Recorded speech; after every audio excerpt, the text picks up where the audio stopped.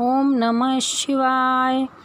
दोस्तों, रुद्राष्टक गोस्वामी तुलसीदास जी के द्वारा लिखा गया 8 श्लोकों का स्तोत्र है, जो श्री रामचरितमानस जी के उत्तरकांड के दोहा 108 के पहले दिया गया है। यह स्तोत्र भगवान शिव जी को समर्पित है। तो आइए इस स्तोत्र का पाठ करते हैं। नमामि शमीशान निर्वाण रूपम विभम व्यापक ब्रह्म वेद स्वरूपम निजम निर्गुणम निर्विकल्पम निरीहम चिदाकाशमाकाशवासम भजेऽहम्। अर्थात, हे मोक्ष स्वरूप, विभु व्यापक, ब्रह्मा और वेद स्वरूप, ईशान दिशा के ईश्वर तथा सबके स्वामी श्री शिव जी, मैं आपको नमस्कार करती हूँ। निज स्वरूप में स्थित, गुणों से रहित, भेद रहित, इच्छा रहित, चेतन आकाश एवं आकाश को ही वस्त्र के रूप में धारण करने वाले, दिगंबर अथवा आकाश को भी आच्छादित करने वाले मैं आपको भजती हूँ। दूसरा श्लोक। निराकार मोंकार मूलम तुरीयम गिरा ज्ञान गोतीतमीशं गिरीशं करालं महाकाल कालं कृपालं गुणागार संसार पारम नतोऽहम्। अर्थात, निराकार ओमकार के मूल, तुरीय वाणी ज्ञान और इंद्रियों से परे, कैलाशपति विकराल, महाकाल के विकाल, कृपालु, गुणों के धाम, संसार से परे आप परमेश्वर को मैं नमस्कार करती हूँ। तीसरा श्लोक। तुषाराद्रिसंकाशगौरम गंभीरम मनोभूतकोटि प्रभाश्री शरीरन स्फुरन्मौलिकल्लोलिनी चारु गंगा लसब्दालबालेन्दुकंठे भुजंगा। अर्थात, जो हिमाचल के समान गौरवर्ण तथा गंभीर हैं, जिनके शरीर में करोड़ों कामदेवों की ज्योति एवं शोभा है, जिनके सिर पर सुंदर गंगा नदी विराजमान है, जिनके ललाट पर द्वितीय का चंद्रमा और गले में सर्प सुशोभित है, मैं उनको नमस्कार करती हूँ। अगला श्लोक। चलत कुंडलम भ्रूसुनेत्रम विशालम प्रसन्नानं नीलकंठं दयालं मृगाधीश चर्मांबरं मुंडमालं प्रियशंकरं सर्वनाथं भजामि।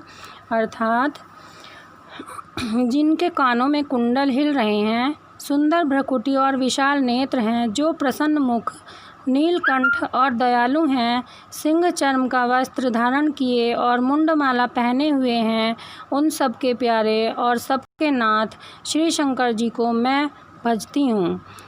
अगला श्लोक। प्रचंडम प्रकष्टम प्रगल्भम परेशम अखंडम अजम भानुकोटि प्रकाशम त्रिशूल निर्मूलनम शूलपाणिं भजेऽहं भवानीपतिं भावगम्यम्। अर्थात, प्रचंड, श्रेष्ठ, तेजस्वी, परमेश्वर, अखंड, अजन्मा, करोड़ों सूर्यों के समान प्रकाशवान, तीनों प्रकार के शूलों का निर्मूलन करने वाले, हाथ में त्रिशूल धारण किए, भाव के द्वारा प्राप्त होने वाले भवानी के पति श्री शंकर जी, मैं आपको भजती हूँ। अगला श्लोक। कालातीत कल्याण कल्पांतकारी सदा सच्चिदानंद दाता पुरारी चिदानंद संदोह मोह पापहारी प्रसीद प्रसीद प्रभो मन्मथारी।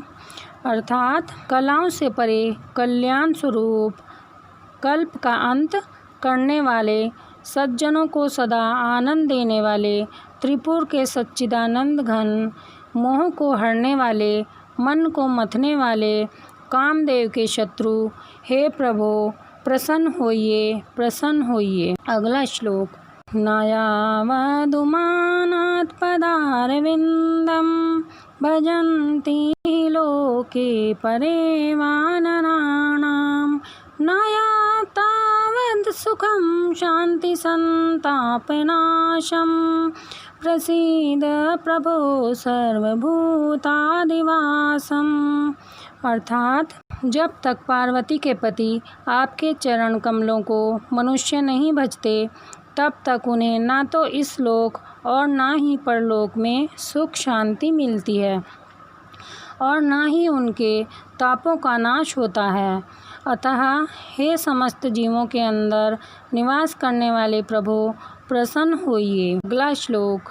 न जानामि योगं जपं नैव पूजां न तोऽहं तथा सर्वदा शम्भुतुभ्यं जरा जन्म दुःखोदताप्यमानं प्रभो पाहि आपन्नमामीश शंभो। अर्थात मैं ना तो योग जानता हूँ ना ही जप और ना पूजा ही। हे शंभो, मैं तो सदा सर्वदा आपको ही नमस्कार करती हूँ। हे प्रभु, बुढ़ापा और जन्म दुख समूहों से जलते हुए मुझ दुखी की दुखों से रक्षा कीजिए। हे ईश्वर, हे शंभो, मैं आपको नमस्कार करती हूँ।